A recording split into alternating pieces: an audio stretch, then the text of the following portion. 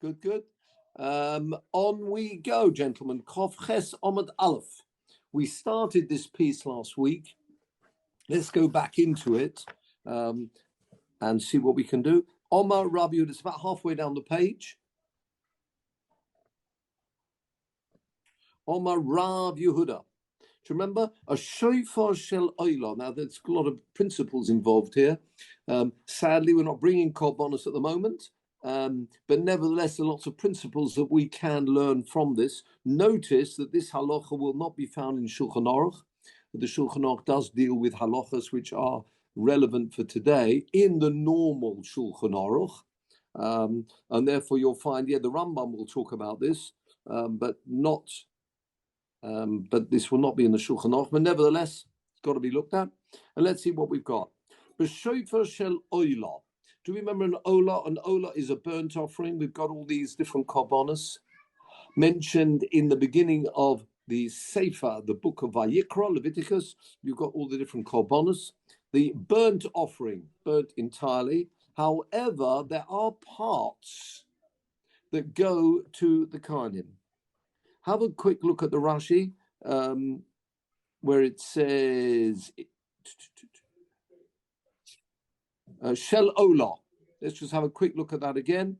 Remember, this was a point that Moven you raised last week. This has been taken off the head of the animal, whilst the animal was still alive, because once you've sprinkled the blood and the animal then is being offered up, Ein Me'ila, we're talking here about trespassing, utilizing, benefiting from something, in particular, in this case, it's one of the korbanos. Benefiting from the korbanos is called Me'ila. Normally means trespassing, Mo'al. There's a whole masechta of Me'ila, complicated, but wonderful masechta, Me'ila. No doubt Sami will remember Me'ila from the Mishnayos. Tricky stuff, that.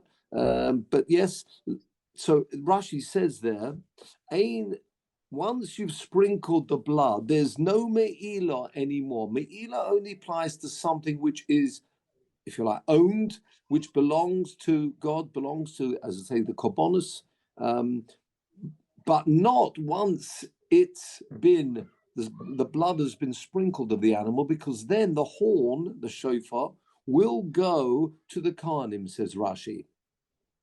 Ein me'ila loy ba'oira v'loy b'karneha, not with the skin of the animal. The Kohanim receive, as he said, sha'koil the Kohanim.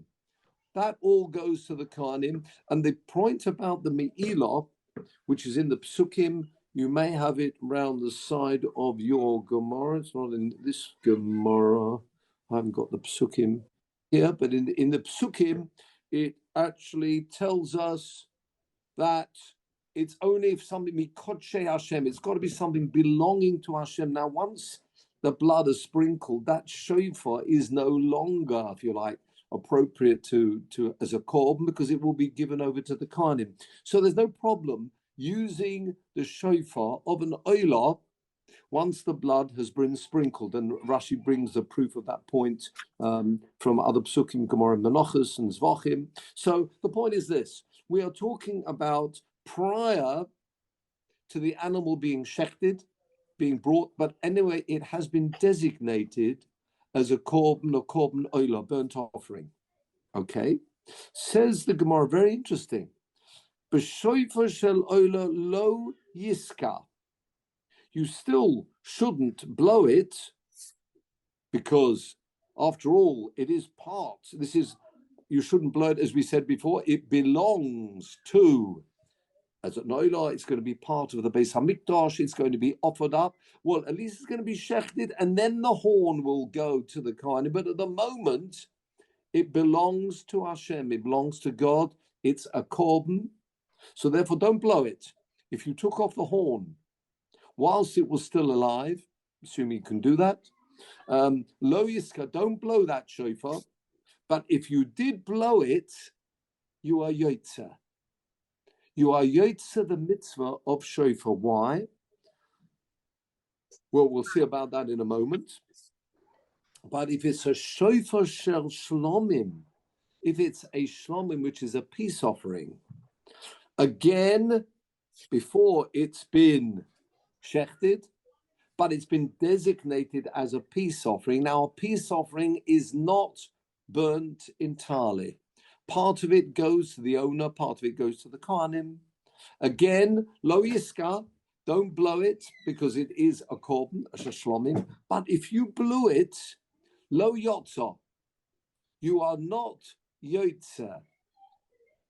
Now, says the Gemara, what is the difference between an oila, which you're not allowed to blow, but if you did blow, you fulfilled the mitzvah, but with a shlomim, a peace offering, if you again mustn't blow the shofar because it's a shlomim, but if you blew it, there you are not yotza. Says the Gemara, ma tama, what is the reason? And here's the basic principle coming through. Oila basme Elohi. As we said before, an ola is owned, if you like, it's going to be offered up in its entirety. It's true, the kohanim will receive the horn, but the animal as such,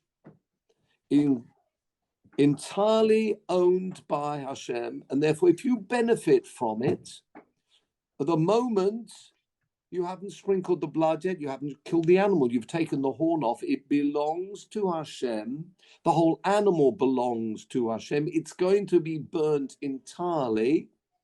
The kohanim don't get the horn yet, you took the horn off early. So what's happening now? It belongs entirely to the Mizbeach, if you like. Well, not if you like, it belongs to the Mizbeach. Which means, therefore, a person will trespass by benefiting from this shofar. But there's another rule. The rule is if you benefit from something which is owned by the, in this case, the Beis Hamikdash is going to be offered up on the altar, you've fallen foul of trespassing, but it now moves away from being Kodesh. Psukim for that. Kiven domo albo nafkalo l'chulin. Very interesting. If you have benefit, if you derive benefit from something which is owned, if you like, entirely by the Mizbeach, going to be offered up as a korban, you will trespass. But the rule about trespass means, yes, it's an Aveira, but the item has lost its Kedusha. If that's the case, when you blow the shofar, you shouldn't have done that. But when you blew the shofar, it's now chulin. It's no longer, by blowing it, once you've blown the note, you've started blowing, it's now no longer a korban. As I said before, once you trespass and fall foul of me'ilah, the item is no longer with that kedusha. Therefore, it will not be considered, as we say, a mitzvah habor ba'avera. The rule is a person cannot at the same time do a mitzvah if it comes through an avera at that same time. Says the Gemara, it's not. Once you start, you've taken off the shofar, you've now about to blow it, you blow the first moment, it's no longer belonging to Hashem. You've trespassed, yes. A crime, yes. But it's no longer got its kedusha, and therefore, by blowing that shofar, it will not be a mitzvah coming through an avera, because it's now no longer kodesh. Are you with me? Whereas a shlomim, the la b'nei me'ilo ninhu, you're not allowed to use the shofar of a shlomim, but you do not fall foul of trespassing with something which is owned entirely by the Mizbeach, you like, going straight up as a korban, because part of it is going to be eaten by the Kohanim, and therefore the animal is not in the same level as an oila, which is what's called Kodesh Kodoshim, Holy of Holies. The Shlomim is holy, but it's not the Holy of the Holies. It's not going to be offered up entirely. And therefore, what happens when you blow the shofar, it's always an Avera. It's never going to become chulin. It's never going to become, So read the words of the Gemara, please. Shlomim de la b'nei mil'iloninu isura hu derochiv behu. There's always an issa. Don't utilize this this shofar. Why? Because it's meant to be a korban. If you use it, it's constantly remaining a korban. It's only the oila. By using an oila, it will no longer be kodesh, what's called chulin. It's profane, and therefore you're using a shofar which is profane, which is fine. You're just using a normal shofar. You with me? V'lo novku lechulin. With a shlomim, it does not become chulin. Chulin means doesn't become outside being a korban. Have a look at Rashi. Shalomim la b'nei me'ilonin hu de'ein me'ilo b'kodshi kalim. With kodshi kalim, which means holy items, which are the lesser, if you like, standing. It's not, part of it is going to be, and that's why we say shlomim kodshim kalim. They're a weaker level of kedusha, which applies to the shlomim, the peace offering, because part of it will be eaten by humans. Therefore, only, Rashi does clarify this, elo be'imurim, only with the items which are meant to be burnt on the mizbeach, but the horns are not. Ula'acha zarika, once the blood has been sprinkled, sorry. So let's not get too confused here, that when you're talking about a shlomim, besides the items which will ultimately be burnt on the mizbeach, everything else, the rule of me'ilah does not apply, which means, yes, there's Navera, you shouldn't be utilizing something which is meant to be a korban, but it will always retain its kedusha, which is, if you like, a bit of an anomaly here. Something which is kodshi kodshim, that's the oila. If you benefit from it, it's no longer holy. And therefore, by using the horn, you are using a horn which is not kodesh. That's fine. It's not mitzvah b'avera, because you're blowing a horn which is not a korban.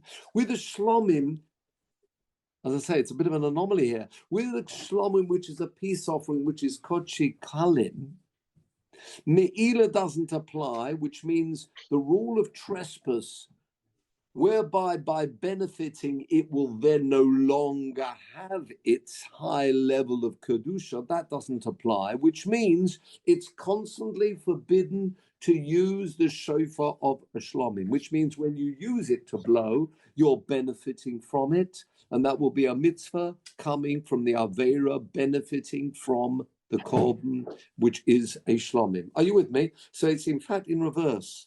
The kodshim, which is the oila, if you blow it, it will become, well, it will no longer be kodesh. It will become chulim, it will now be profane as like a normal horn, the normal shofar, which means when you blow it, you've done the mitzvah, the case of an oila. But with a shlomim, no, it's always forbidden to use it, and because it's a weaker kedusha, the kedusha will remain, even if you do benefit from it, which means when you benefit from it, you are benefiting from something which is holy. It's an avera constantly, the whole time you're blowing it, and therefore it will be considered not chulin. It will not move from its level of kedusha. I hope that's clear. Says the Gemara, no. Maskif lo rova. So the first view we said was the view of Rav Yehuda. Now we have the view of Rava. And this is the principle. We actually paskin like Rava, as we'll see. Amos Mo'al. When have you actually concluded the Avera of Me'ilah trespassing, benefiting from this shofar. Says the Gemara, Lobosa de Toka. When you've finished blowing, you've finished the benefit, then it becomes now chulin. It's no longer holy. So that means when you blew it, it was still holy. And therefore you've done an avera at the time you're performing the mitzvah of blowing the shofar. Are you with me? Ki kotoka bi'isura toka. Says Rava, I disagree with you. Even in the case of an oila, it does not become chulin. That means a normal shofar, which is not a korban, until you finish blowing. You're blowing, deriving benefit. I'm doing the mitzvah. When you've finished blowing, and I've finished the note, at that point, it becomes chulin. That means when I blew it, it was still Kaddish. Therefore, it's a mitzvah, at the same time doing an avera. We thought that when you start blowing, it then already becomes profane. Says Robin, no, I disagree with you. You are continually deriving benefit for it. And when you finish that benefit, when you finish blowing, that means when you blew it, it was still a korban. If it was still a korban, it's a mitzvah abor ba'avera, and you have not fulfilled the mitzvah, whether it's a burnt offering or a shlomim. Elo Omar Rava. Have you got it? The line is toka. But Rava therefore says, Elo is a bat, turning over what we said before. Echod zeh, ve'echod zeh, either. Whether it's a shlomim, whether it's an oila, lo yotza. You are not yotza. Why not? Because when you're deriving benefit from the shofar, it was a holy item. It's forbidden to utilize something which is holy in this way, and therefore it will be a mitzvah habor ba'avera, whether it's an oila or a shlomim. It's true.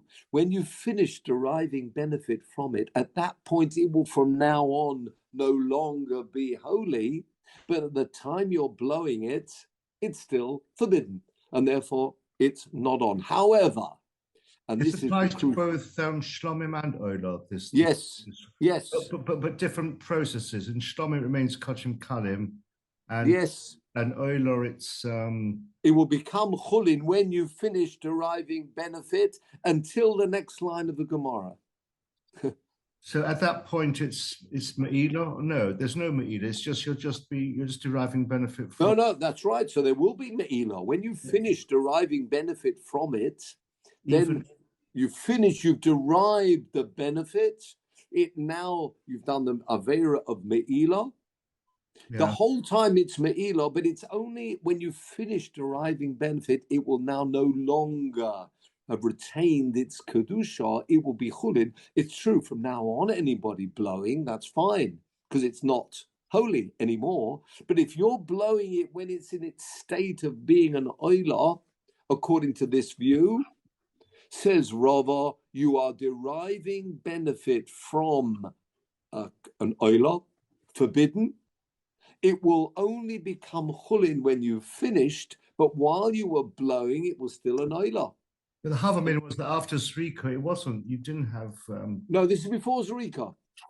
It's all before Zrika. It's all before Zrika. You're quite right. Had it been after Zrika, then it's anyway belongs to the Kohanim. You can do with it what it likes. No, so before Zrika, there's no difference. I understand. Yeah. Yes. Until, as I say, the next line of the Gemara, where everything's turned upside down according to Rava. Continue the Gemara. Ela Hoda, beginning of line is Hoda.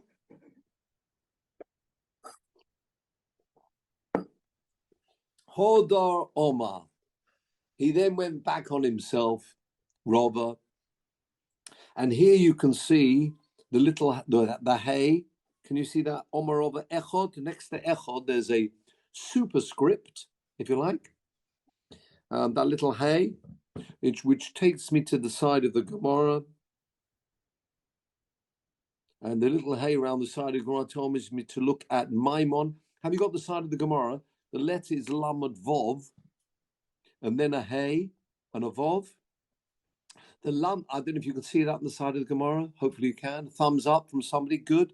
36, which means the 36th source in this perek. Hey means it's the 5th source on this page. Vov means it's going to be the 6th, because that's coming up in a minute. And that is all in the Maimon, which is the Rambam, Maimonides, Perek Aleph of Hilchos Shofar, Halacha Gimel. What we are now going to learn is, in fact, the halacha. What are we now going to learn? Bated breath. Hodar Omar. Got it? Hodar Omar. He then changed his mind and said, Echod zeh ve'echod zeh yotzeh. You are yotzeh, the mitzvah of shofar. If you blew the shofar, which you took from a korban, whether it's a shlomim or whether it was an oila, you have the horn of the animal, it's a korban, it's a shlomim. It's meant to be, the blood hasn't been sprinkled, it's a shlomim, it's an oila. However, you are yotze the mitzvah. How can you be yotze the mitzvah? Mitzvah bo bavera, it's also to derive benefit from something which is a korban. Mitzvah bo bavera. Look what he says. And this is a very important principle. Echod zeh ve'echod zeh yotzah. Yes, because mitzvahs lav lehonos nitnu. Mitzvahs were not given for their benefit. It's true, a person may be elevated, uplifted by hearing the shofar, spiritually uplifted, but that's not the main event of the. It's true, there is that, but that's not what mitzvahs are all about. Mitzvahs are not there just, if you like, or the main event is because I'm enjoying, gets to a benefit. Yeah, it's true, it's wonderful. Imagine in Eretz Yisrael on Sukkot, there's a mitzvah of eating in the sukkah. And if the weather's nice and not too hot and no rain, in Eretz Yisrael, beautiful. Then of course it's very enjoyable. But that's not the main reason why you're doing the minute, because it's a beautifully enjoyable mitzvah. It's true, it may be. Look at this Rashi. Very powerful words of Rashi here. Loi lehonos nitnu li Yisrael. Lihios kiyumim kiyumom lohem hano. That is not the main reason of mitzvah, that we enjoy it, we're elevated. No. Ella la'oil al savoreim nitnu. Wow, that's very powerful.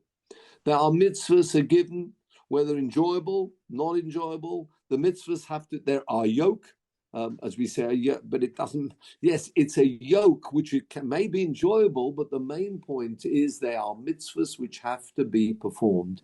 Yes, as a byproduct, there may be great, a spiritual uplift. Yes, it may be enjoyable. Yes, but that's not the main event, which means, therefore, a very important point here. What we're saying, therefore, is by blowing the shofar, that is not considered a benefit, which would be, in other words, an avera of benefiting from the korban. You with me? So the whole thing is immaterial now. Whether you blew a shofar from an animal which is an oila or a chatos, there's no avera at all. No avera at all. Why not? Because it's not considered a benefit. That is not a benefit. If you were doing something else with it, maybe it would be a benefit. You're using it to pour water down or whatever, or I don't know, distill something down the side of the shofar or through the hole of the shofar. Maybe but that's not when you blow the shofar and you're blowing it to do a mitzvah. Very interesting. It's a very sort of Calvinistic sort of way of looking at it. We say Ivdu es Hashem b'simcha. Yes. The idea that it's got to be a yoke around your neck is all the negative features of what you're taught in your shiva, really, isn't it? But it's not that. No, when you say the negative, in other words, whether you like it or not, the mitzvahs have to be done.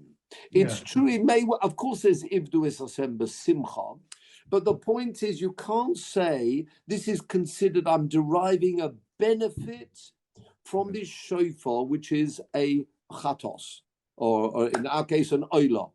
You can't say that. That is not what benefit. Now, watch how this Gemara develops, because you'll see more about this idea of enjoyment. The mitzvahs per se are to be performed whether we understand them, whether we don't understand them, whether we enjoy them or don't enjoy them. They've got to be done. It's true. It may well be, I say, you're uplifted. It may be Ibdu Hashem b'simcha. You deep down, you've got the simcha, but that is not. It's a byproduct. The mitzvahs have to be performed. Otherwise, we do get into this situation, which you say, well, that's not a mitzvah which I quite like. It's too much of a burden for me. Shabbos, I don't enjoy it. That's not the point. You've got to do this mitzvahs. It's true, by doing the mitzvahs, yes, one does get an uplift from Shabbos. But whether you like it or not, difficult or not, it's got to be done. And therefore, what we're saying, the benefit, the spiritual uplift I get when I blew the shofar Rosh Hashanah, and yes, it's a wonderful day, etc., that is not considered in the point of having hanor from this korban enough to say you've done an aveira. Now see here, it's turned out to be positive. The hanor that I derive from hearing the shofar on Rosh Hashanah is not considered a benefit with which, therefore, I've done an aveira of benefiting from a shofar, because that is not classified as hanor. So says Rashi, mitzvahs lavna honest nitnu, and therefore, and we do paskin like this, if you blew a shofar belonging to or being a korban, it wouldn't matter. It would not be an avera of trespass, because that's not classified as deriving benefit. It's not the main event of a mitzvah. The benefit, it's got to be done. That's the point. Very powerful point. According to Rashi, it's got to be done whether you like it or not. It's not. That's what Rashi's saying. Rashi's not saying that there shouldn't be a smile on a person's face when they're doing the mitzvahs. That's yes, but that's of secondary nature. It's got to be done. It's not classified as hanor. But watch this space as the Gemara will develop this in a few more examples, and perhaps we'll get this idea of what is classified as benefit and not. Says the Gemara, Omar Rav Yehuda. Tosfos actually changes this to Omar Rava. Because if you remember, we had two views here. Rav Yehuda at the beginning, he was well into this point about deriving benefits from the shofar if it was a korban.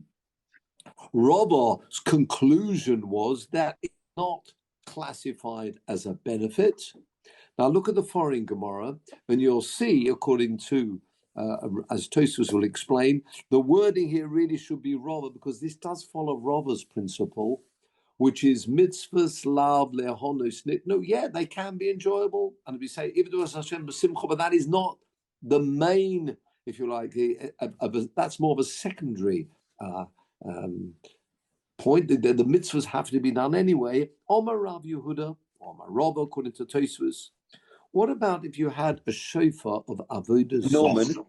Yes. Norman. Sorry. If there's a Simcha, isn't there, I think, Rav Lichtenstein of best memory used to refer to if there's a Simcha, and then he used to dance if there's Hashem Be'ira. Oh, I'm quite right. Yes. You've got to have the two. We saw Gilu Bir Oda. The Gilu means Gil by they go together. Quite right. Absolutely. You've got the twin. If there is Hashem Be'ira, if there is Hashem Be'simcha. And the more that those are the mitzvahs themselves. Yes, you may be deriving benefit. Very good point. But you've got the yira aspect, and it's not just done for enjoyment purposes, because I like the sound of the shofar. But we'll get to that in a minute, because as this follows through. So yeah, very good. Quite right. You've got to twin these two things together.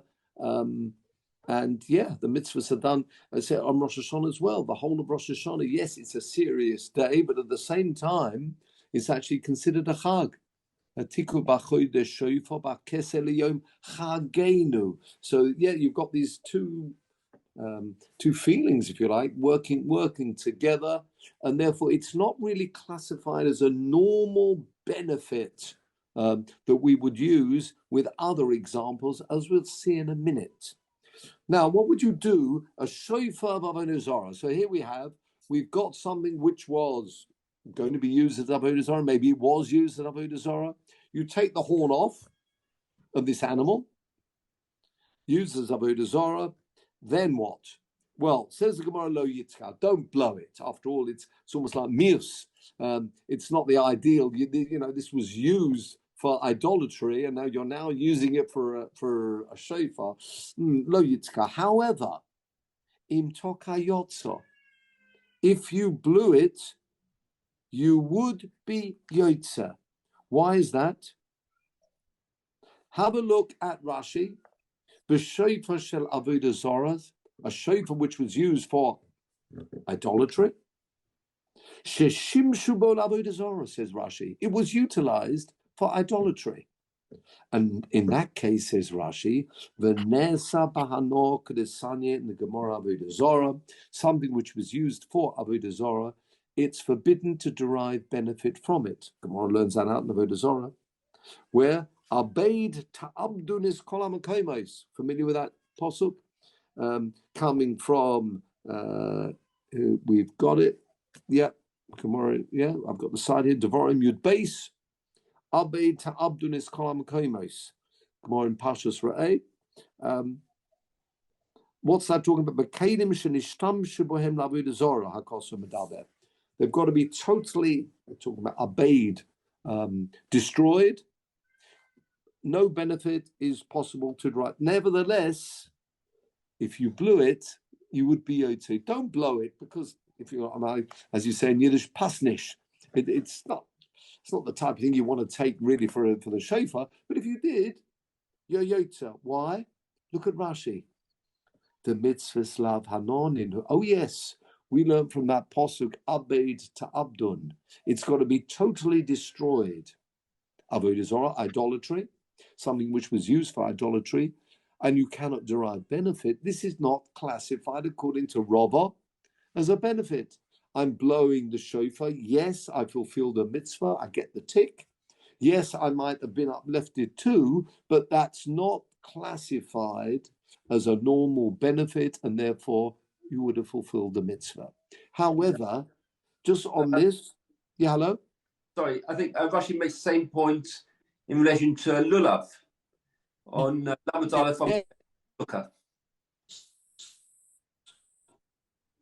So absolutely, we're talking about generally anything which is for deriving benefit. However, there's one type of idolatry where this is rather different. Look at the next piece. This is almost like there's an A and B on idolatry. Look at the next piece. B'shofar shel ir hanidachas.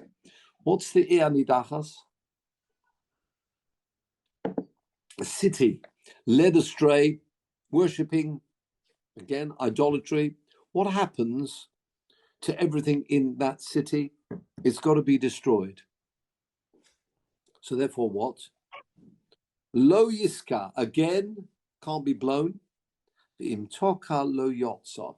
There, you're not yotze. Now, why not? Because there's a rule. If you found a shofar in this city, that shofar, look at the Matami Dachas Ketute Mechtes Shiura. It's lost the size of the shofar. Why is that? Have a look at Rashi, please.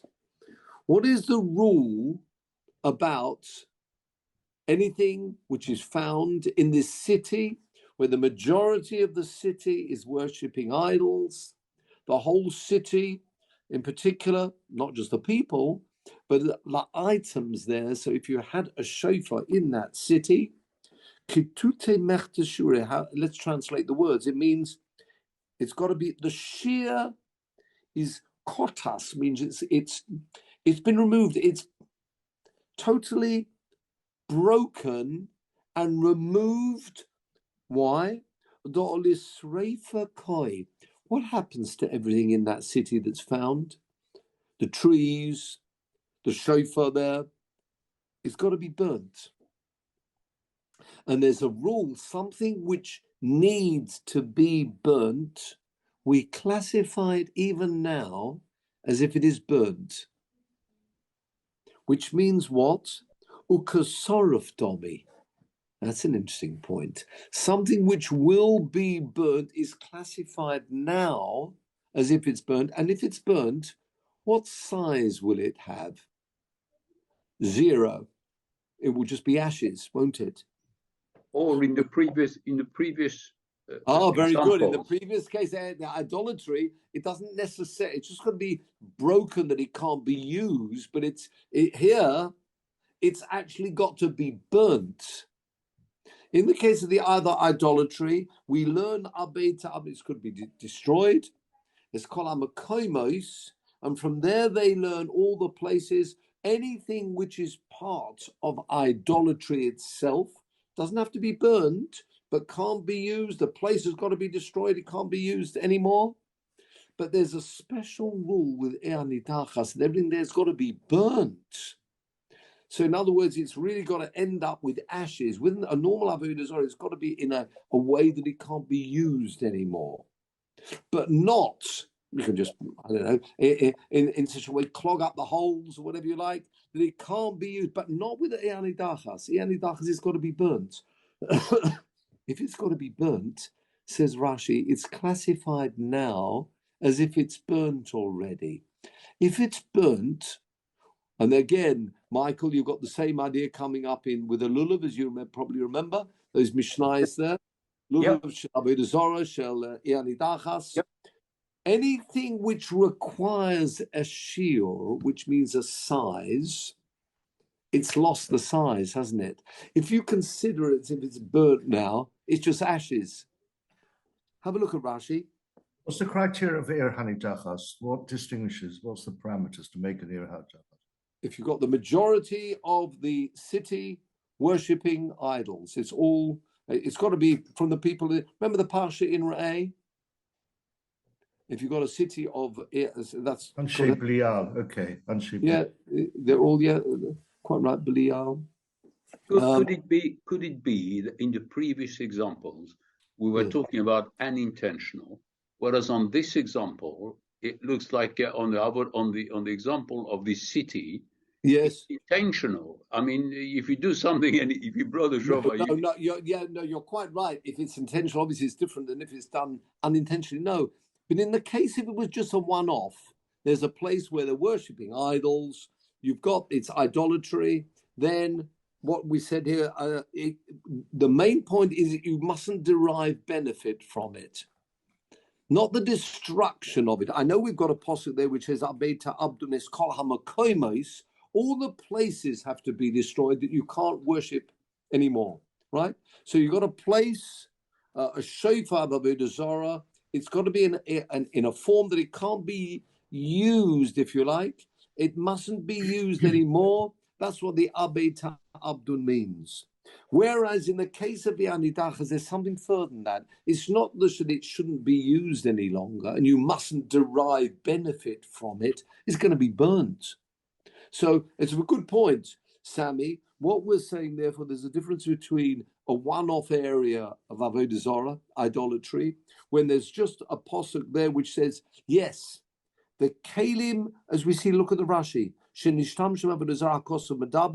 it's also to derive benefit from it. That's the point. I know the posuk says abed to abdun, but what Rashi is telling us is the place must be destroyed, meaning you shouldn't be worshipping idols, and therefore don't derive any benefit from the item which is avodah zarah. However, if the whole city is, say, an idol, see, thank you, Malcolm. I'll get to you a second. If the whole city is worshipping idols, everything there will have to be destroyed. It's therefore lost its shear. That's different to the first case. Look at this. I'll come back to you in a minute, Malcolm. Look at the Rashi again. Dohor, lisreifa koi. It's going to be burnt. I'm doing the Rashi. Ukasorov domi. So what? I'm now blowing a shofar which will have to be burnt, because that's the rule about Ianidachas. But at the moment I'm blowing a shofar. You can't say I'm deriving benefit, because as we said before, mitzvahs lav nehonas nitnu. So I'm not deriving benefit. That's not the point. There's another rule. Why? If it's in the dachas, and you're quite right, Michael, exactly the same with the lulav, because it's also got a shear. Continue, look at this. For shofar boy, beginning of line shiur. Rashi tells us, as we've seen before, Kedorminam le'el memach of Zayin Omid base, the previous Omid. Do you remember the minimum shear of a shofar? We spoke about this, Malcolm. Absolutely, yeah, right. The fist, the fisticuffs. Yeah, the fist has got to fit into the fist. Yeah, anything smaller than that is no good. Now, if you'll tell me that if it's Yanidachas, you consider it as if it's burnt and is already ashes, you won't have a shear. That is very different to something which, if you don't need a shear. But here you do need a shear. The same thing with a lulav.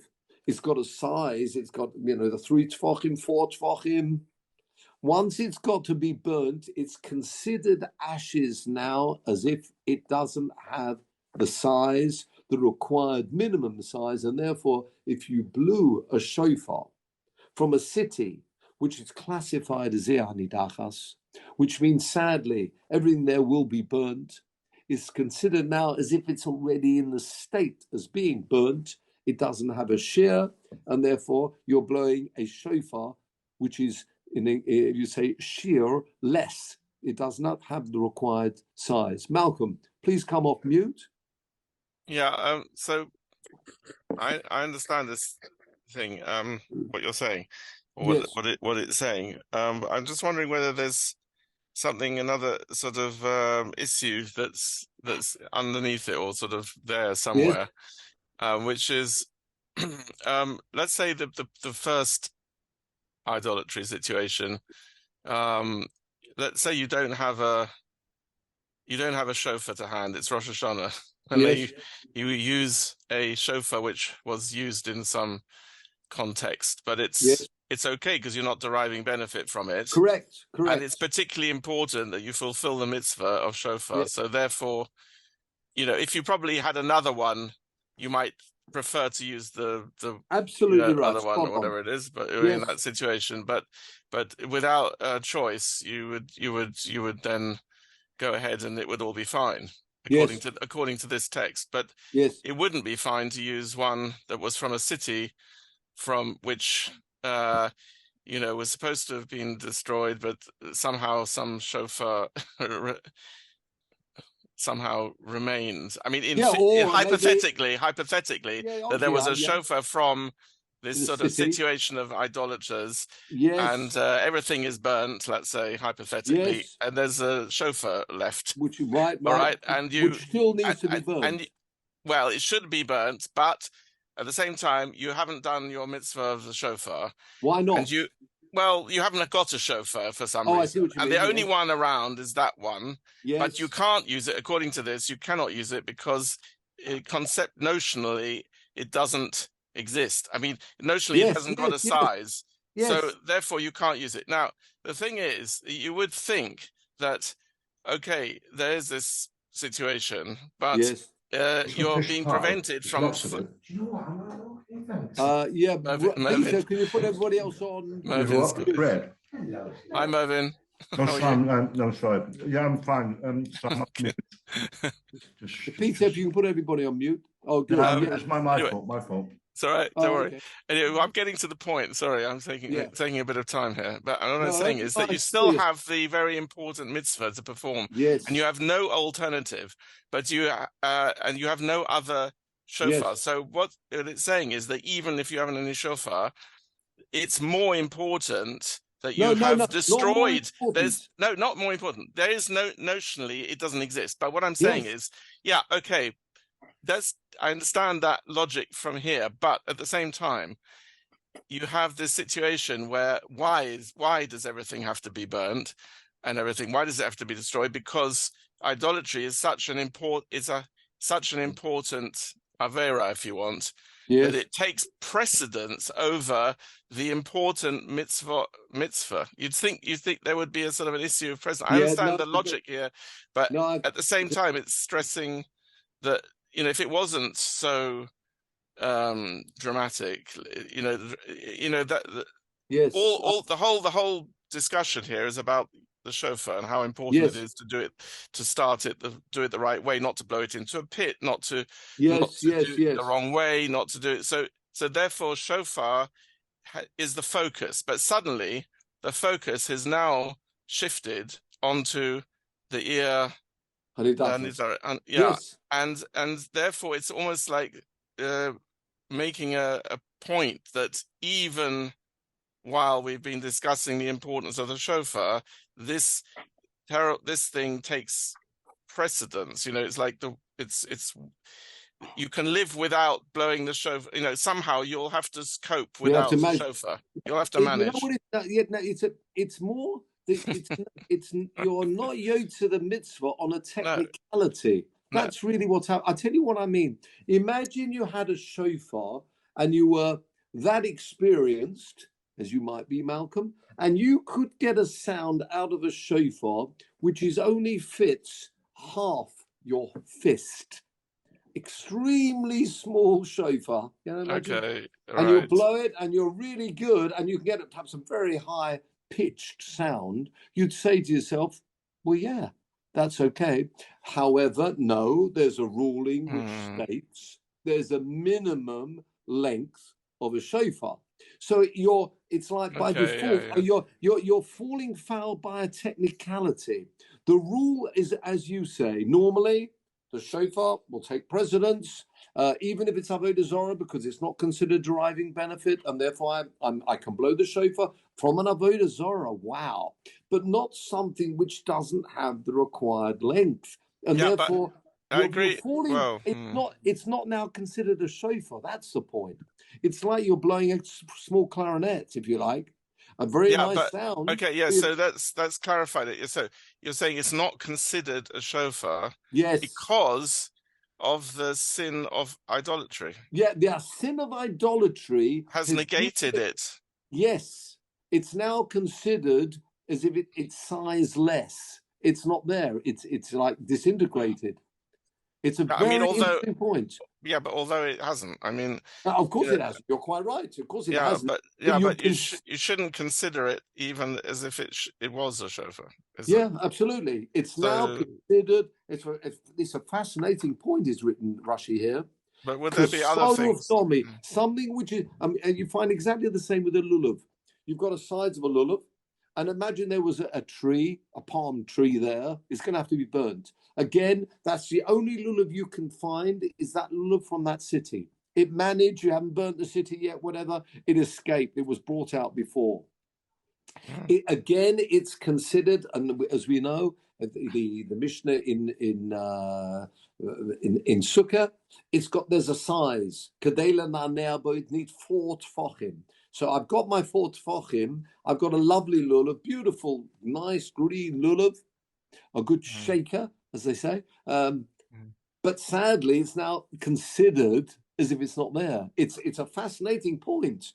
You've got something. I'm holding a lulav. I'm holding a shofar, and we're considered as if it's not a shofar. When is a shofar not a shofar? Wonderful question. So, but it's your. But what is it? Okay, so the next. Sorry, can I have one more question? Yes. What is it that leads an object to have this sort of power of connection to the sin? Because it is only an object. So isn't that a sort of superstitious? Isn't that itself a type of idolatry? No, you invest an object with a sort of magical power to symbolize idolatry. No, whereas in fact it isn't. It's the people. You're right. It's not because we're talking here about what's happening to this shofar, any item there. As Rashi has said, look at this Rashi. When it katuta mechta shiure, the whole isreifa koi, it's going to be burnt. And therefore, uka soruf domi. Therefore, we classify something which will have to be burnt as if it's burnt already. It's not like, well, maybe if it's a person, you'd say no until such time that the person, whatever he could do teshuvah. But we're not talking about that situation here. We're talking about an item which will have to be burnt. Once it will have to be burnt, it's considered burnt. In as much, yes, of course you can still hold it, but as far as performing mitzvahs with it, it's as if it's not there. It's an amazing thing. This is not like some hocus pocus. All we're saying is treat it as if now it's burnt, and therefore, how can you perform the mitzvah? But that's all. But you're quite right. If it was just a one-off avodah zarah, you can't derive benefit. But I'm not deriving benefit because, as we said before, mitzvahs, lav lehonos nitnu. It's not the benefit which we're focusing on. The question comes up now, and that's the next piece for next time. What happens if there's a side benefit? In other words, you're using a mikveh, right? And utilizing a mikveh in midsummer, and it's a sweltering hot day. Are you allowed to use a mikveh which is going to cool you down as well? Now, let's not answer that now, because otherwise we'll spend here all day, and as I'm dashing off. But that's worth thinking about, and that's the next piece. And it's also the next piece about someone. This is really where you come in. There's someone who enjoys. There's a separate enjoyment. I'm not talking about because of the mitzvah, but someone enjoys playing musical instruments. What happens then? And I say, a person says, I'm not going to derive any benefit from you or from the shofar. A person makes a neder, I don't want to derive benefit from this shofar, but he loves playing as a set, not because of the mitzvah, he'd be playing anything. But he's made a neder, not so that's where it gets a little bit tricky, and that's the next piece of Gemara. So with that, gentlemen, I wish you well. Great to see everybody.